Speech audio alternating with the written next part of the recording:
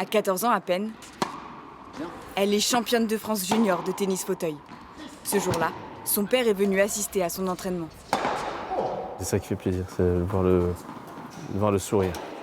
Il y a 3 ans, alors qu'elle fait refaire sa prothèse de jambe, Cléo rencontre Pauline Déroulède, championne de France de tennis fauteuil. C'est elle qui lui fait découvrir ce sport. Quand elle s'est mise dans le fauteuil, elle a commencé à taper la balle avec Pauline. C'était une espèce de révélation. Et voilà, c'est comme ça que ça a commencé, c'était quasiment immédiat. Cléo est en 4e, mais elle rêve déjà des JO 2028 à Los Angeles. Si t'as faim.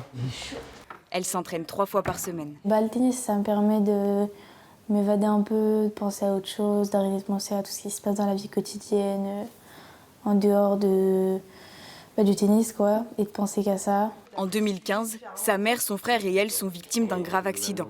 Alors qu'ils se baladent sur le marché, une voiture les percute. Paul s'en sort indemne, mais Cléo et sa maman perdent chacune une jambe. Ça a été un cataclysme horrible. À partir de là, outre les douleurs physiques, il y a eu les douleurs psychologiques et morales. Moi, j'ai eu beaucoup de difficultés à entrer dans ce monde du handicap que je fuyais.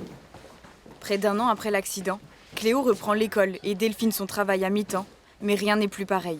Ils déménagent dans une maison adaptée.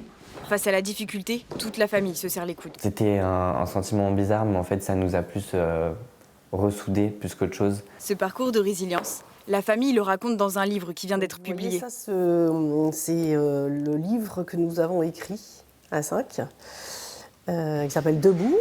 Un récit à 10 mains pour porter un message d'espoir aux victimes d'accidents similaires. Les obstacles, il y en a. Ils sont racontés dans le bouquin. Les obstacles psychologiques, les obstacles administratifs, judiciaires, des prothèses difficiles à réaliser. Voilà. La famille continue de se soutenir et veut porter Cléo encore plus haut. Elle sera la première ramasseuse de balles en fauteuil à Roland-Garros début juin.